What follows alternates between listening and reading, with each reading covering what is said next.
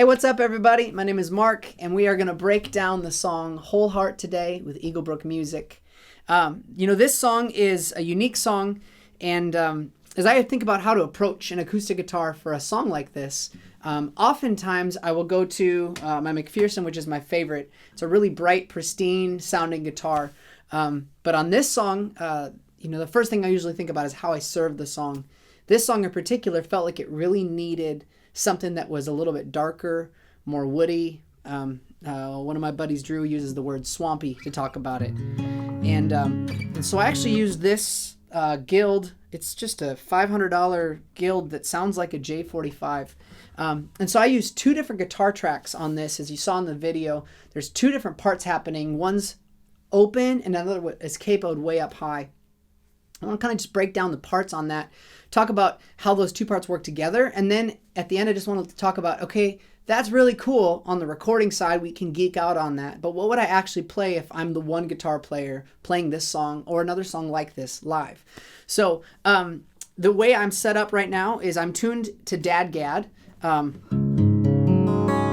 but I'm also tuned a half step down, so I'm Dadgad in D flat, which the song is in D flat. So the first guitar track, I tracked actually on this Guild, and I'm just playing just these three strings, the E string, the D string, and the G string.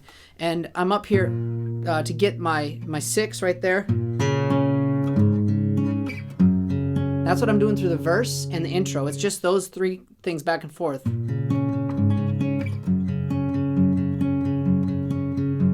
That's that progression, and then every once in a while it goes to the 1/3. I'm just going there. Now this song is unique in that in those verses there's 2 bars between the kind of the cycle. So you've got the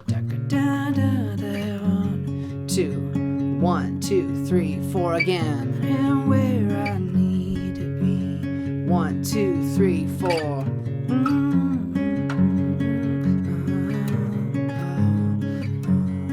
The end of the chorus, it goes to the 1, so I'm just going down, same thing, and then I'm just dropping the G or the 4 on the bass. It's a stretch, but I'm literally just going the E string, the D string, and the G string. And I'm just finger picking it. You kind of get that warm, round fingered sound instead of a bright, pristine thing. And that's what's going on through that verse. And then on this guitar, for the chorus, I'm playing just diamonds. It's the same shape, basically. And I'm only playing those 3 strings. I'm muting the A string with the back of my finger. And that's how I'm playing those voicings. The second chorus, I just then open up these 2 strings on the bottom.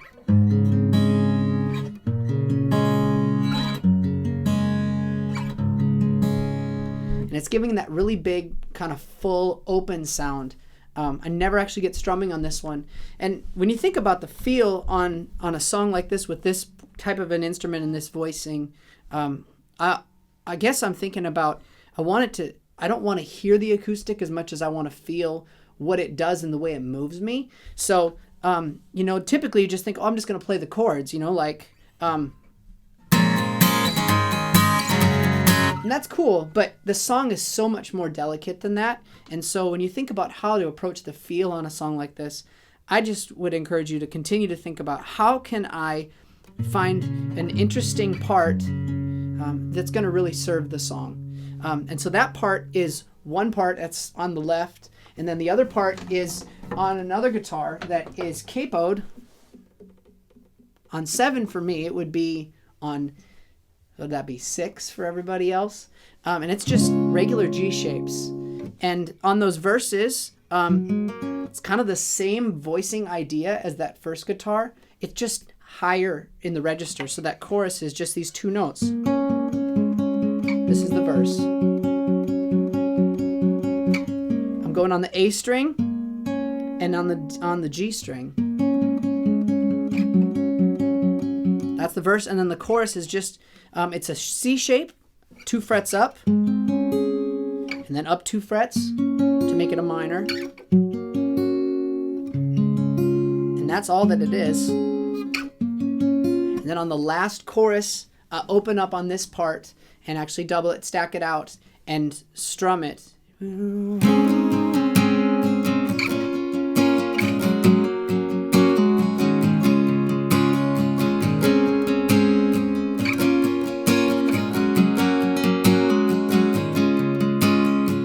And something to think about when it comes to strumming, I was talking a little bit earlier about feel, and your feel is so important. Like where you strum between, where the bridge meets the guitar and where the neck meets is really different. So if I strum way back here, it's really bright and kind of bitey. If I'm over here, it's really, really round. And how hard I dig in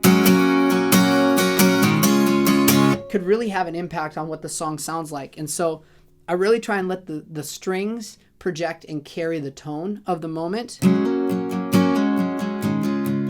And one of the ways that I do that, this is a little trick I've learned, because I've my whole life I've been a big strummer. Like my guitar would have all these scratch marks from my pick scrapes. Like I literally, this one, it started to wear a hole through right here.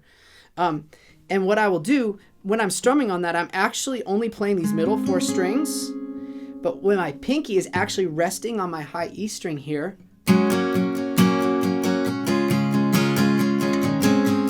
and it forces 2 things to happen. It forces me to maintain really precise control of where I'm strumming, and also my rhythm and my timing, my pacing between each stroke stays really consistent. Because if I were to move my whole arm, it's sloppier than if I keep my finger there.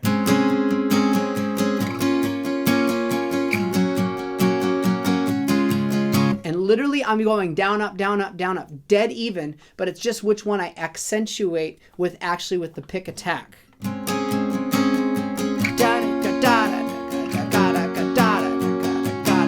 So some of them I'm just pushing a little bit harder and digging in, not digging in faster. That's something that is really important, because sometimes you think I'll dig in more, which means I get there faster, and then I rush that beat, and it can make the whole thing feel all of a sudden like, why does this not feel like it's settled anymore? It feels like it's just uneasy. And an acoustic guitar, because it's so percussive, it a lot of times in the mix will just sit on that top, kind of the pick scrape, that scrapey sound becomes the thing that actually cuts through more than the actual tone of the instrument in a big section like that when you're strumming. So if you think, even when you're picking, I will oftentimes think about, how do I get that really kind of raking sound with my pick that's super consistent? Because I can strum it with the pick and kind of let it be dead, or I can get it by like slightly angling the pick just ever so slightly as I go down. So instead of coming down completely flat, that's kind of a dull sound. If I get it slightly, then it actually warms it up, but also gets a little bit more attack. And we're talking like just nuance. But if you would play with that, it might actually challenge the way that you think about it. So as far as this song goes, it's kind of those 2 parts. And they just work together well because they're in different space. One's low, one's high. And so when you put one left and one right, it opens up the sound, and it just feels bigger and fuller, and it feels more interesting musically, instead of just it's the same thing happening on both sides. So you're like, okay, that's really cool. Thanks for geeking out with me, Mark. But if I'm playing this song live and I'm the only acoustic guitar player, what would you play? I would actually play this capo part, because the voicing of it, you can basically play the same part. Let me play you the verse part on the original, and then I'll play it for you with a capo. It's just three notes. Okay? It's just a 3-note thing. It's a little bit rounder on this particular instrument, but if I do that same thing here, it's higher.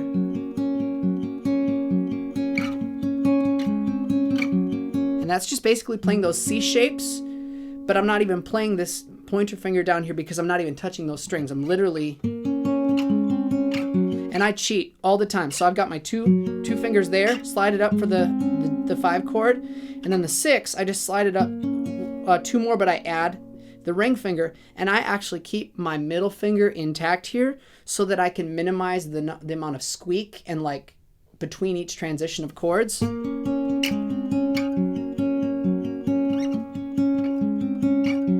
Tries to help make it feel really steady and smooth. So I would literally just play this thing with the capo up there.